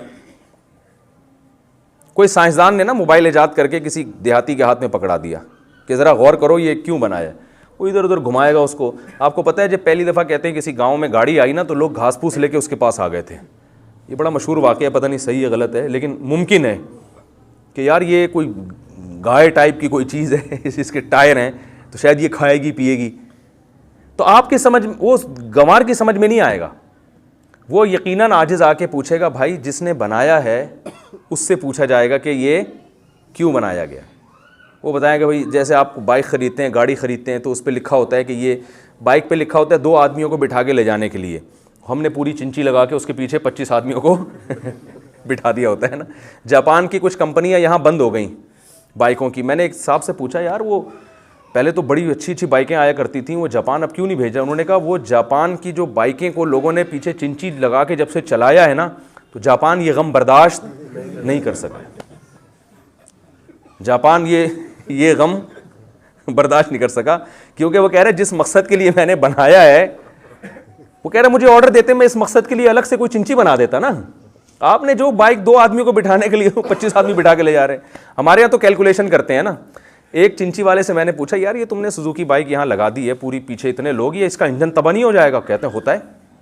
कह रहे हम कैलकुलेशन करते हैं, 1 महीने में इंजन बैठ गया तो इंजन पे इतना खर्चा आ रहा है, अर्निंग इतनी हो रही है, तो बैठ जाए इंजन, हमने क्या करना है? तो बड़ा अच्छा जवाब था उसका, भाई हमने तो पैसे कमाने हैं ना, इंजन बैठे या जो मर्जी बैठे, बचत तो हो रही है। तो अब अल्लाह ने सवाल उठाया कि तुम्हें बनाया क्यों है? तो खुदा की कसम हमारे पास इस सवाल का जवाब नहीं है, क्योंकि हमसे पूछ के थोड़ी बनाया अल्लाह ने कि हम बताते अल्लाह हमें इसलिए बना। तभी चूंकि हमारे पास इसका सही जवाब नहीं है, इसलिए गलत जवाबों के पीछे पड़े हुए। अंग्रेज से पूछे हमें क्यों बनाया? एंटरटेनमेंट के लिए बनाया, लाइफ को एंजॉय करने के लिए बनाया। अदाकारों से पूछें ना आप, खिलाड़ियों से, अदाकारों से पूछें, भाई माजरत के साथ इन्होंने तो वो, इनको तो मकसद समझ में आ गया भाई सईद अनवर को, इसलिए इन्होंने जो है वो माशाल्लाह छोड़ दिया, समझ गए। मैं बड़ा ख़िलाफ़ हूँ क्रिकेट के। वजह उसकी ये कि जो मैं बात कर रहा हूँ ना, जो मेरी क्या बात है, कुरान की बात है, इसमें जो चीज़ बहुत बड़ी रुकावट है ना, वो खेलों का में इन्हिमाक। देखिए, फतवे की रूह से हर चीज़ नाजायज़ नहीं होती। फतवा तो एक लगा बंदा उसूल ज़ाब्ते का नाम है, लेकिन कुछ चीज़ें इस्लाम के मिजाज के बिल्कुल अगेंस्ट होती हैं। ड्रामों फिल्मों में लोगों का इतना टाइम ज़ाया नहीं होता जितना बैनुल अक़वामी जो मैचेस हो रहे हैं उसको देखने में घंटे, फिर देखने के बाद कई कई महीने उस पर तबसरे। उधर अल्लाह आदम अलैहिस्सलाम की पैदाइश को बयान कर रहा है, मैंने आदम को पैदा किया। फरिश्ते जो अल्लाह की इबादत किया करते थे, फरिश्ते पूछने अल्लाह क्या ज़रूरत है तुझे, अल्लाह फरमाते हैं आलमु मा ला तालमून, तुम्हें नहीं पता मैं इसके बारे में जो जानता हूँ तुम नहीं जानते। और इतना प्रोटोकॉल दिया कि फरिश्तों से कहा इसको सजदा करो, बड़ी अजीब मखलूक पैदा कर रहा हूँ। फरिश्ते अगर ये हमारे गेंद और बल्ले और चौके छक्के, अल्लाह वो कहेंगे या अल्लाह ये इसलिए इनको तूने मसजूद बनाया हमारा। चलो एंटरटेनमेंट के लिए खेल हराम नहीं है, वो तो कभी भी खेला जा सकता है, लेकिन उसको इतनी अहमियत देना, इंडिया और पाकिस्तान की मैदान में जंग हो जाए ना, उसमें जीतने पर ऐसे लोगों के जज्बात नहीं होते जितने गेंद और बल्ले पे जज्बात होते हैं। इतना ज़्यादा इसको खेल को खेल समझना चाहिए। जैसे महल्ले में खेला, थोड़ा सा हारे जीते, हंसी हल्ला गुल्ला हो गया, ख़त्म हो गया। इंसान को एक ज़हनी तफरी चाहिए, बस। इससे ज़्यादा खेल की अहमियत बोलो भाई नहीं है इस्लाम में। उस पर इंटरव्यूज़ आ रहे हैं, जनाब आप बताइए कि वो पाकिस्तान क्यों हारा। एक्चुअली हुआ ये था कि मैंने तो पहले मशवरे दिए थे, लेकिन वो टीम के जो कोच थे वो या जो कैप्टन थे वो असल में डिप्रेशन में गए हुए थे। वो कुछ भी नहीं होता भाई, गेंद है, वो इधर को लग गई तो छक्का हो गया, नहीं लगी तो उधर से निकल गई, इत्तेफाक है वो। तो उसको इतनी ज़्यादा जैसे कोई मैदान जंग में आप, तो ये इतना ज़्यादा दिल की धड़कनें जो धड़क रही हैं ना लोगों की, तो मेरा ख्याल है कि इसके बारे में क़यामत के दिन सवाल होगा। अल्लाह पूछेंगे कि तुझे मैंने मस्जिद मलाइका बनाया और तूने एक लायानी चीज़ को, जो एक महज इंटरटेनमेंट थी, उसको तूने इतनी अहमियत क्यों दे दी। लोग जज्बात में रो रहे होते हैं, बेहोश हो रहे होते हैं, नमाजें तो छोड़ते ही हैं। तो ये सही नहीं है, मेरी राय यही है, इसको ना देखा करें। मैंने जब अल्हम्दुलिल्लाह टेलीविज़न जब छोड़ा है ना, तो क्रिकेट भी छोड़ दिया था। हालांकि हमें किसी ने बताया नहीं कि ये कोई हराम है। हमने कहा भाई ये तो इस्लाम का मिजाज ही नहीं है, ये तो समझ में ही नहीं आता। और मैंने तबलीग वालों को देखा है, वो कहीं से फतवा नहीं लेते, लेकिन वो नहीं देखते मैच, जो सही जुड़े हुए हैं ना, जो सही, हालांकि उनको किसी मुफ्ती ने नहीं बताया होता कि ना देखो, लेकिन वो चूंकि बार बार एक चीज़ को, हम आए हैं दुनिया में दीन के लिए, हम आए अल्लाह की, वो इतना रिपीट करते हैं कि उनके दिल में ये बात रासिख हो जाती है। वो फिर हर वो चीज़ जो मकसद हयात से हटाने वाली हो उसको खुद ब खुद अपनी ज़िंदगी से निकाल देते हैं। तो हर चीज़ मसाइल से नहीं पता चलती, कुछ जब आदमी दीन पर आता है और जो मकसद हयात को पहचानता है तो कुछ चीज़ें उसको खुद ब खुद ख़त्म करनी पड़ती हैं। वो समझता है कि ये सही नहीं है, मेरे विज़न तक, मेरे मकसद तक पहुँचने में ये चीज़ें रुकावट हैं। याद रखें, खेल के मुखालिफ नहीं है उलमा, खेलना तो ज़रूरी है, इंटरटेनमेंट भी जायज़, जो तफरी है वो मेरे तो बयानात हैं इस पर, जायज़ लो फ्री। हमने तो नाम ऐसा रखा कि आधी इंटरटेन, तो आप नाम सही हो जाए ना, जायज़ लो फ्री, ठीक है ना। हम तो कहते हैं सिर्फ खेल नहीं है, लो फ्री भी कर सकते हैं आप। लो फ्री पता है किसे कहते हैं? एक होती है तफरी, एक होती है लो फ्री।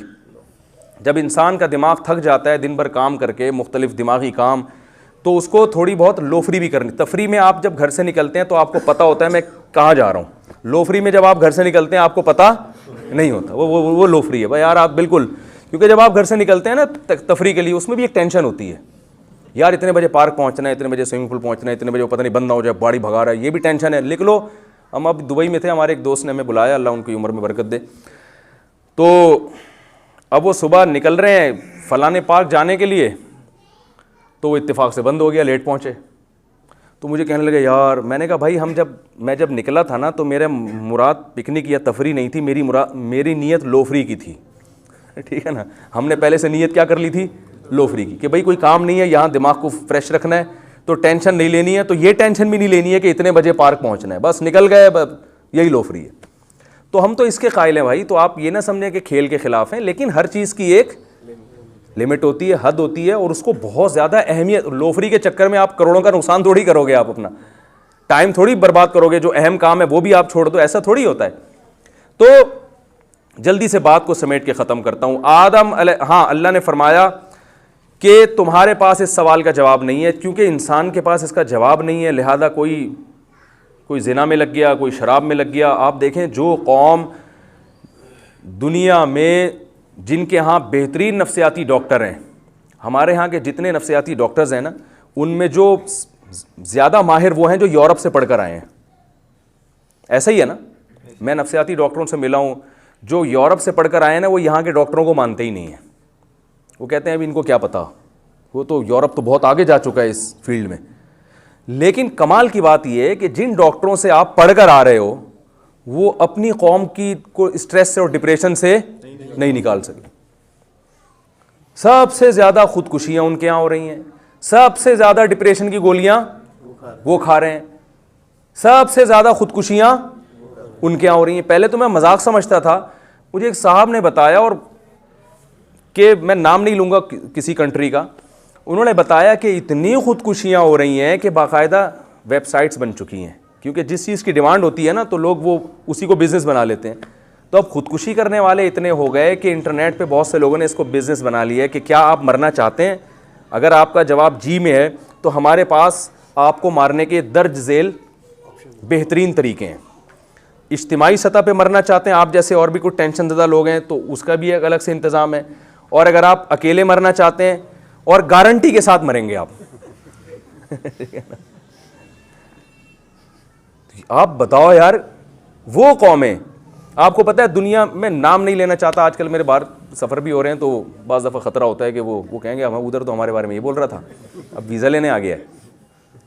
तो ऐसे ऐसे मुल्क जो टेंशन फ्री हैं, लेकिन उन्हीं में सबसे ज़्यादा टेंशन है। वजह क्या है कि जो चीज़ जिसके लिए बनी होती है, अगर आप उसको उसके अलावा किसी और काम में लगाओगे तो ये फितरत से बगावत है या नहीं है? और नेचर से जब आप बगावत करते हो तो कभी भी सुकून नहीं मिलता। देखो शेर जो है ना, जंगल का बादशाह, उसे चिड़ियाघर में जंगल वाला माहौल देना पड़ता है, एयर कंडीशन और सोफे लगा के उसको सुकून नहीं मिलेगा। अब आपने चिड़ियाघर से जू में आप शेर लेकर आ गए, आपने कहा यार वहाँ बेचारा ऐसे ही पड़ा रहता था, कांटे भी लग सकते थे, यहाँ कारपेट बिछा के सोफ़ा और LED भी लगा दिया आपने, डॉक्यूमेंट्री भी लगा दी सही है ना, और जनाब वो एयर कंडीशन रूम, तो शेर तो थोड़े दिनों में मर जाएगा ना, पागल हो जाएगा वो। तो बिल्कुल इसी तरीके से इंसान की भी एक नेचर है। वो नेचर क्या है? फितरत अल्लाहिल्लती फतरन्नास अलैहा। अल्लाह फरमाते हैं ये वो फितरत है जिस पर अल्लाह ने इंसान को पैदा किया है। वो नेचर इस्लाम के अलावा कुछ और नहीं है। तो ये उससे हटेगा तो लाजिमन डिप्रेशन में जाएगा, स्ट्रेस में जाएगा, खुदकुशियां करेगा। ये तो मुशाहिदे पर मबनी एक हकीकत है, क्योंकि सफ़र में जब पता ही नहीं है कि मंजिल क्या है, वो उसी चाय के खोखे को मंजिल बना रहा है। कभी जनाब वो गोले गंडे वाला नजर आया तो वहां उतर के गोला गंडा खाना शुरू कर दिया, यही मेरी मंजिल है। वो सारी जिंदगी ये गैर मुस्लिम बेचारे मंजिल तलाश करने में गुजार देते हैं। तो अल्लाह ने सवाल उठाया कि क्यों पैदा किया। इस क्यों का हमारे पास जवाब नहीं है, क्योंकि क्यों का जवाब वही दे सकता है जिसने बनाया है। तो अल्लाह फरमाते आओ हम बताते हैं हमने तुम्हें क्यों बनाया। पहले अल्लाह ने पूरी कायनात की वजह बताई कि मैंने पूरी कायनात को क्यों बनाया। एक आयत ऐसी जामे अल्लाह ने नाजिल की, फरमाया वसख्खर लकुम मा फिस समावाति व मा फिल अर्दी जमीअम मिन्हु। क्या अजीब मुबालगा इस आयत में। फरमाया जो कुछ आसमानों में, जो कुछ ज़मीनों में, जमीअन तमाम का तमाम। हालांकि जब अल्लाह ने कह दिया जो कुछ आसमानों में तो तमाम हो गया ना, फिर जो कुछ ज़मीन में तो भी तमाम हो गया, फिर जमीअन तमाम का तमाम। तो मैं हैरान होता था इतनी ताकीदें अल्लाह ने क्यों लगाई हैं। उसका जवाब एक दिन जहन में आया कि अगर एक चीज़ भी इस कायनात में ऐसी हो गई ना जिसकी अल्लाह ने पैदाइश की रीज़न नहीं बयान की, तो ये इल्ज़ाम किस पर है? अल्लाह पर, कि अल्लाह तूने फलां चीज़ बिला वजह पैदा कर दी। तो अल्लाह कह रहे एक चीज़ भी नहीं, एक ज़र्रा भी नहीं, जो कुछ आसमानों में, जो कुछ ज़मीनों में, पूरा मुकम्मल, एक चीज़ भी मुस्तस्ना नहीं है इससे। सख्खर लकुम तुम्हारे लिए बनाया है। किसके लिए? इंसान के लिए, इंसान और जिन्नात। तो पूरी कायनात का मकसद तो अल्लाह ने दो लफ्ज़ों में बयान कर दिया। और हमें नज़र भी आ रहा है समंदर से कितने टनों मन मछलियां हम निकाल लेते हैं, उनसे जीने का हक छीन लेते हैं। समंदर की मछलियों ने कभी एहतजाज किया है भाई? बकरा जब दो दांत का होता है खुद तो सारी जिंदगी याशी करते रहते हैं, अभी जब बेचारा जवान हुआ, जवानी की दहलीज पे कदम रखा, बदनजरी भी नहीं करने देते हैं और फौरन काट के क्या कर देते हैं? खा जाते हैं। सवाल पैदा होता है ना भाई, ये भी तो एक मखलूक है, मुमकिन है कोई कहे भाई ये जानवर पर, बाज़ लोग कहते हैं कि जानवर को काटना जुल्म है क्योंकि ये इंसान अपनी खिदमत क्यों ले रहा है। तो भाई फिर अगर काटना जुल्म है तो फिर जानवर पे सवारी करना भी जुल्म है, जानवर पे बोझ लादना भी जुल्म है। गधे से परमिशन थोड़ी ली जाती है कि हम आप पे बैठ के जाएं, घोड़े से परमिशन थोड़ी ली जाती है, वो तो बैठ जाते हैं। बल्कि घोड़ा तो सर्कस होता है, उसको सुधारना पड़ता है, मार पीट के उसको काबू में लाना पड़ता है, तो फिर ये भी जुल्म है।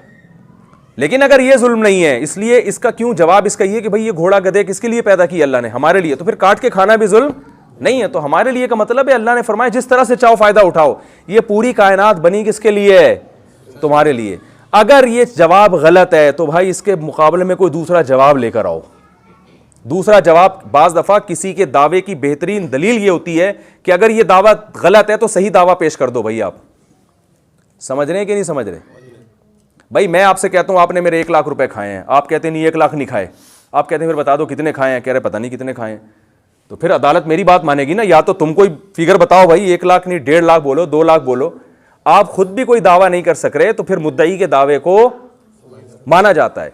तो अल्लाह फरमा रहे हैं कि अगर मेरा ये दावा गलत है तो फिर तुम बता दो क्यों पैदा किया। भाई सारी कायनात किसके लिए बनाई मेरे भाई? इसमें कुछ इश्कालात होंगे कि भाई ये तो इस कायनात में तो नुकसानदेह चीज़ें भी हैं, वो एक अलग टॉपिक है कि कोई चीज़ कायनात में बेकार नहीं है। वो नुकसान बाज़ दफ़ा पहुंचा देती हैं लेकिन उनको पैदा नुकसान पहुंचाने के लिए नहीं किया गया। हर चीज़ कायनात में कुछ ना कुछ अपनी जिम्मेदारी पूरी कर रही है। अब सवाल घूम फिर के आ जाएगा इंसान की तरफ कि सब कुछ इसके लिए, तो ये पेड़े खाने के लिए क्या? जो आदमी मजहब को फॉलो नहीं करता वो अपने अमल से बताता है कि सारी कायनात मेरे लिए और मैं, अभी जो मैंने लफ्ज़ बोला है उसको रिपीट करें ना भाई, जो नाइट क्लब में जा रहा है, जो शराब पी रहा है, जो नमाजें ज़ाया कर रहा है, वो अपनी मनमानी ज़िंदगी, खुलासा ये कल्चर को फॉलो कर रहा है, अपनी मनमानी ज़िंदगी जो गुजार रहा है, तो बज़बान हाल कह रहा है कि अल्लाह ने सारी कायनात को मेरी खिदमत के लिए लगाया और मुझे किसके लिए? पेड़े खाने के लिए। जैसे जंगल में कुछ लोग जा रहे थे ना, मशहूर वाक़या है, भाई लकड़ियाँ कौन जमा करके लाएगा? सब, एक ने कहा मैं, भाई आप ले आओ। नहीं मैं ये काम नहीं कर सकता, मुझे कोई तकलीफ़ है, बोझ नहीं उठाया जाता। अच्छा चलो फिर आप ऐसा करो कि आप जो है ना प्याज काट देना, प्याज काटने से भाई मेरे आंखों से क्या आते हैं? आंसू आते हैं। चलो आप ऐसा करो आलू काट देना, आलू काटने से मुझे एक दफ़ा ज़ख़म लग गया था तो मैं आलू तो नहीं काट सकता। अच्छा फिर आप ऐसा करो कि चूल्हा जला दो। भाई चूल्हे जलाने में फूंक मारने में फूंक निकल जाती है आदमी की, मैं कोई सिलेंडर थोड़ी हूँ जो इतनी फूकें निकालूं। तो सारे कोई भी काम नहीं कर रहा, वो अपनी जिम्मेदारी पूरी नहीं कर रहा, लेकिन जब खाना लगता है तो आके बैठ जाता है। तो ऐसे आदमी को कहते हैं ना, क्या तू पेड़े खाने के लिए आया यहाँ पे? एक दफ़ा जब करेगा, 2 दफ़ा करेगा, तीसरी दफ़ा जब करेगा तो ताना क्या मिलता है? ओ भाई तू यहाँ पेड़े खाने के लिए आया, काम तो कोई करता नहीं है।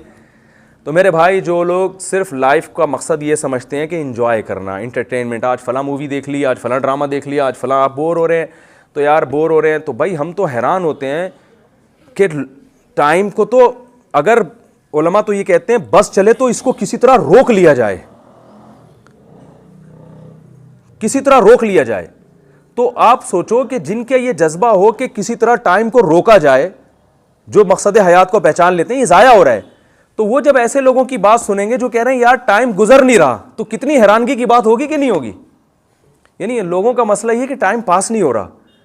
ओ भाई अगर आप मकसद हयात को पहचान लो तो आप कहोगे ये पास हो क्यों रहा है, ये रुक क्यों नहीं जाता? अभी तो बहुत सारे काम हमने करने हैं। समझ में आ रही है बात कि नहीं आ रही है?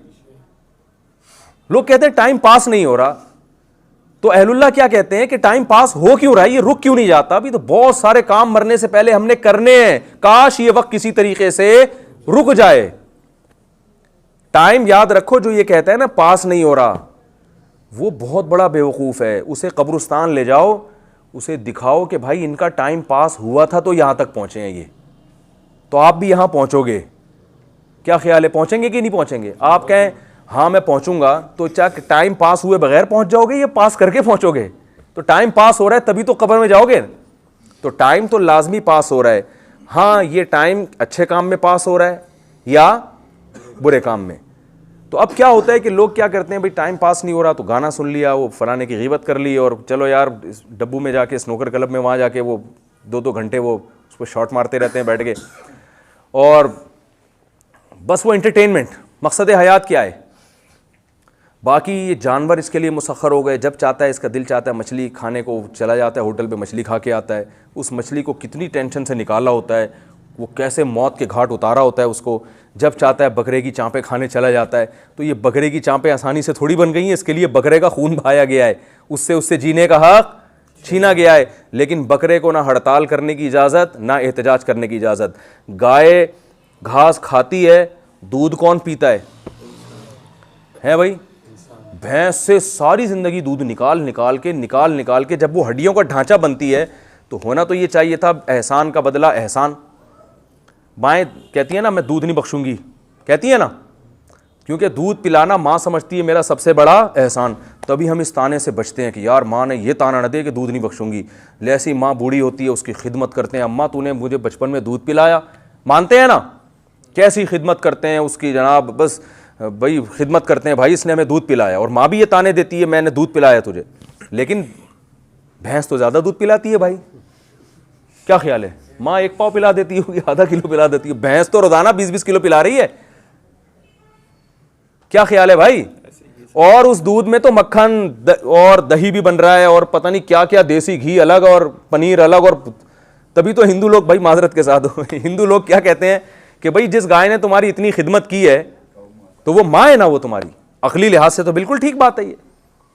तो भैंस सारी जिंदगी दूध पिला पिला के आपको, और माँ तो बेचारी 2 साल तक पिलाएगी, भैंस तो मरते दम तक भी हकीम कह रहे होते हैं इसको गाय का दूध पिलाओ भाई कह रहे होते हैं ना। क्या ख्याल है? भैंस का पिलाओ, गाय का पिलाओ। वो अलग बात है, भैंस इतना नहीं पिला रही, गवाला उसमें वो खुद ज्यादा पिला रहा है आजकल। तो जब वो दूध देना बंद करती है तो होना तो ये चाहिए था, अब उसकी खिदमत की जाती, उससे दम कराया जाता, वो बुजुर्ग बन चुकी है, फौरन सौराब गोट में उसकी तश्कील हो जाती है। मैंने खुद वहाँ बुड्ढी हड्डियों निकली हुई अंचर पंचर जिन भैंसों के ढीले ना किसी काम की नहीं थी, ज़बा होते हुए देखी, और फिर वो दुम्बे की बोटी के नाम पे रात को बिक रहा होता है, और वो ऐसा टाइट मसाला लगा होता है कि हम दुम्बा समझ के ही कई साल मैंने खाया है उसको बाद में पता चला ये भैंस की है। लेकिन बहरहाल भैंस की और दुम्बे की है तो मज़ेदार ना, हमें क्या करना है, हम तो आम खाने से मतलब है, पेड़ गिनने से थोड़ी है। तो क्या सलूक किया भाई उसके साथ। लेकिन किसी मुफ्ती ने फतवा दिया या कोई अक़वाम मुत्तहिदा या यूएनओ की तरफ से कोई ऑर्डर, ये गलत, ये जानवरों के साथ जुल्म हो रहा है। भाई सब कहते हैं यार इंसान है ना। तो बात आखिर में यही घूम फिर के आती है, जब ये सब कुछ कर रहे हो, इनसे फ़ायदा भी उठा रहे हो, तो आपका भी तो कोई मकसद होगा ना भाई, या आप बस इंजॉय करने के लिए पैदा हुए हो लाइफ को।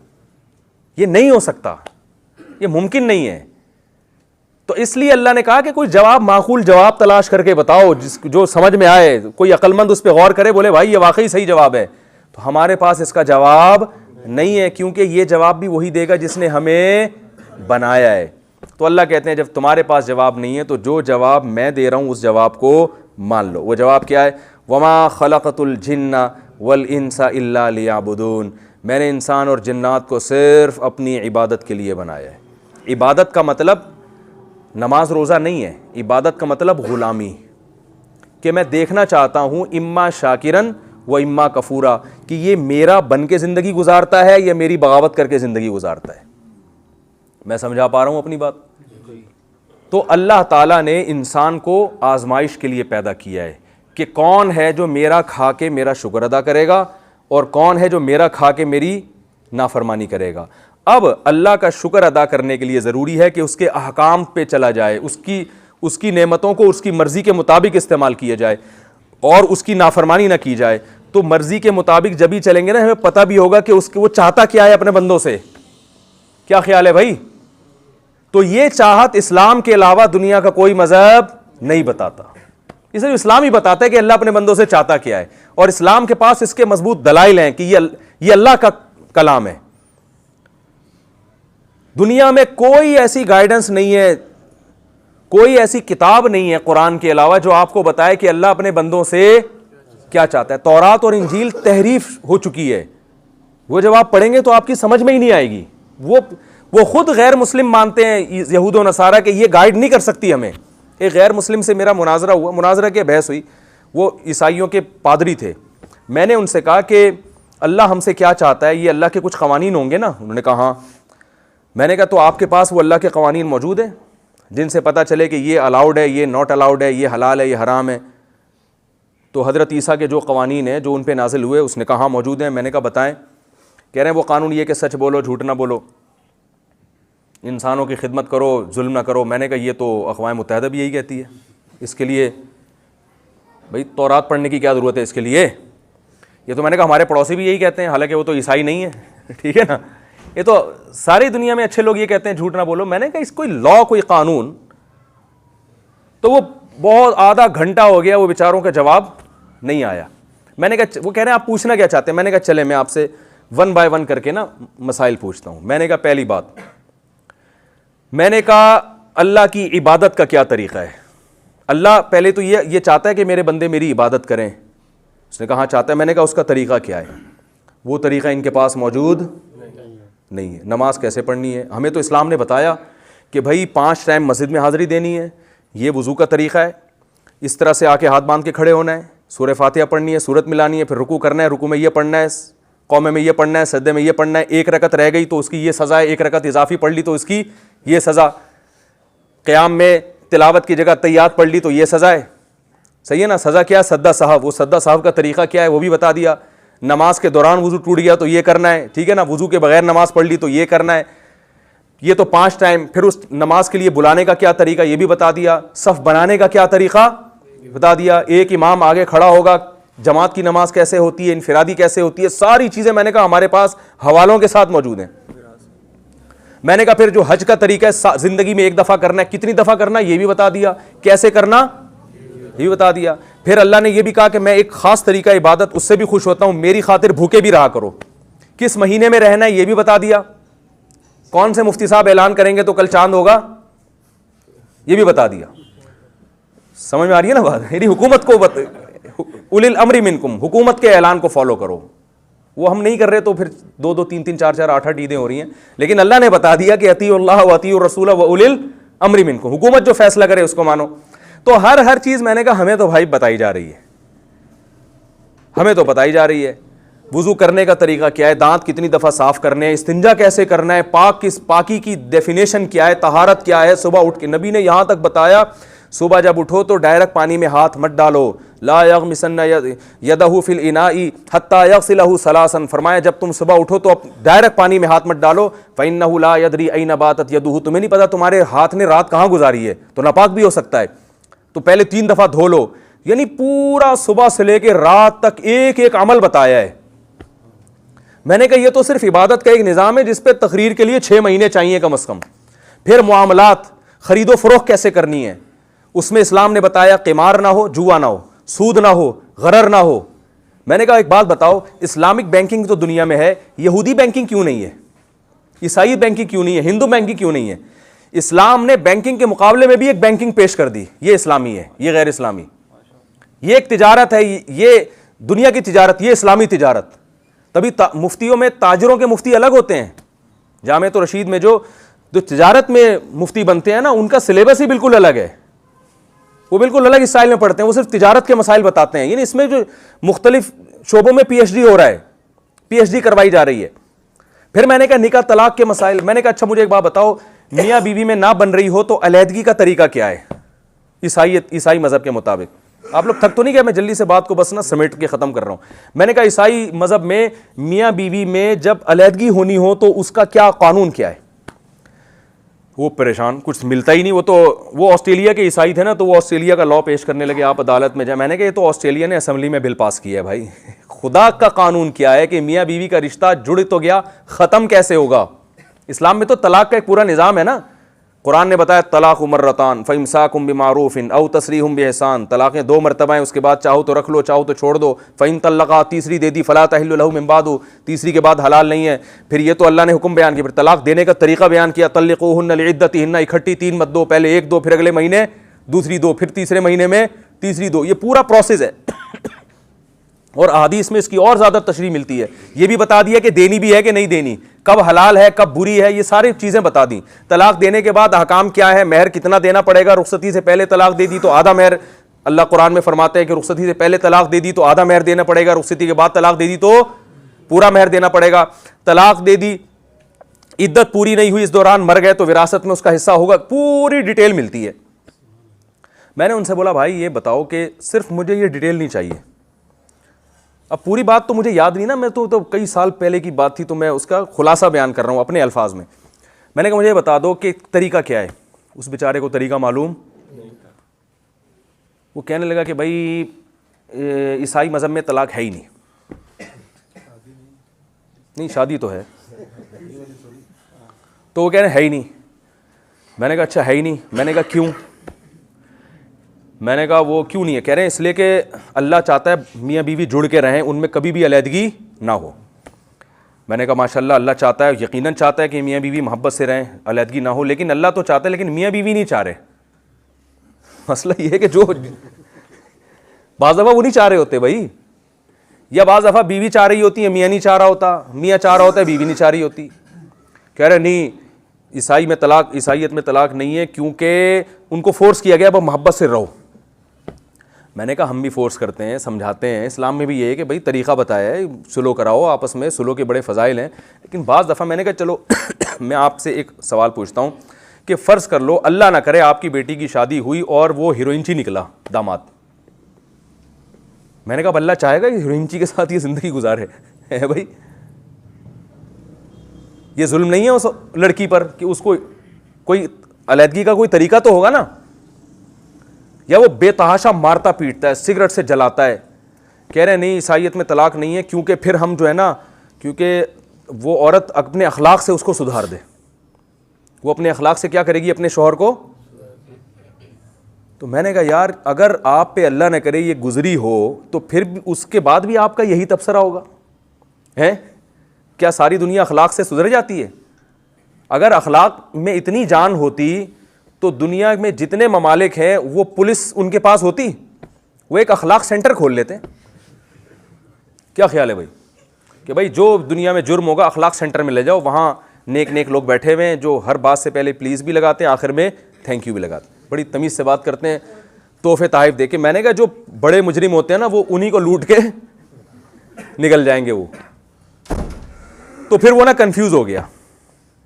मैंने कहा भाई ये ईसाई मज़हब नहीं है, ये अल्लाह की तालीमात नहीं, ये फितरत को अपील ही नहीं करती। तो मान लो कि आपके पास हज़रत ईसा का सही मज़हब नहीं है, तो इस्लाम के मुकाबले में किसी के पास कानून है ही नहीं कि जिसको ये कह सके कि अल्लाह का कानून है। ये दावा सिर्फ इस्लाम ने किया है और इस दावे को दलाइल से साबित भी किया, पेश किया है। मैंने कहा मैंने उससे एक आखिरी बात की, फिर हमारी बात ख़त्म हो गई। वो मेरे साथ तो क्योंकि ट्रांसलेटर बैठा हुआ था ना, हमारा शागिर्द था, वो इंग्लिश में मेरी बात को तर्जमा कर रहा था, तो वो ट्रांसलेटर चला गया। तो मैं नमाज़ पढ़ने गया, वापस आया तो उसने फिर मुझसे बहुत राब्ते की कोशिश की। इससे लग रहा था कि उसको जो है ना बात अल्हम्दुलिल्लाह समझ में आ गई है। अब अल्लाह करे मुसलमान हो गया और हमें फिर नहीं पता कहाँ गया क्या हुआ। तो वो कहने लगा, मैंने कहा भाई देखो ये कानून, मैंने कहा अच्छा मुझे एक बात बताओ कि ये मुफ्ती सिर्फ मुसलमानों में क्यों होते हैं? मैंने कहा जितने दूसरे मज़ाहिब हैं उनमें रूहानी पेशवा तो होते हैं, मसाइल बताने वाले, कानून बताने वाले मुफ्ती नहीं होते। मैंने कहा हमारे पास तो सुबह शाम लोगों की कॉल्स आती हैं, ये जायज़ है, ये नाजायज़ है, ये हलाल है, ये हराम है। तो हिंदुओं के रूहानी पेशवाओं के पास क्यों नहीं आती? ईसाइयों के पास, यहूदियों के पास क्यों नहीं आती? रूहानी पेशवा होते हैं दम दुरूद के लिए और ये सब दुआओं के लिए होते हैं। मसाइल जब भी बात आएगी तो कहेंगे भाई ये वकील से पूछो, कानून तो वकील जानता है। मैंने कहा हमारे यहाँ वकील से अलग पूछा जाता है, उलमा से अलग पूछा जाता है। अदालत जब खुला की डिग्री देती है वो पाकिस्तानी कानून है, लोग आके मुफ्तियों से अलग पूछते हैं कि अकॉर्डिंग टू शरिया ये डिग्री सही है या नहीं है, अकॉर्डिंग टू इस्लाम ये सही है या नहीं है। मैंने कहा इससे पता चलता है कि इस्लाम का एक बाकायदा लॉ है। तो जिस मज़हब के पास अल्लाह के कानून ही ना हो तो वो मज़हब आपको गाइड कैसे करेगा भाई? तो ये तो अल्लाह ने इस्लाम के अलावा किसी को पनपने दिया ही नहीं है। तो हमें जो पैदा किया है ये देखने के लिए कि आप उस इस्लाम के कानून को फॉलो करते हो या नहीं करते।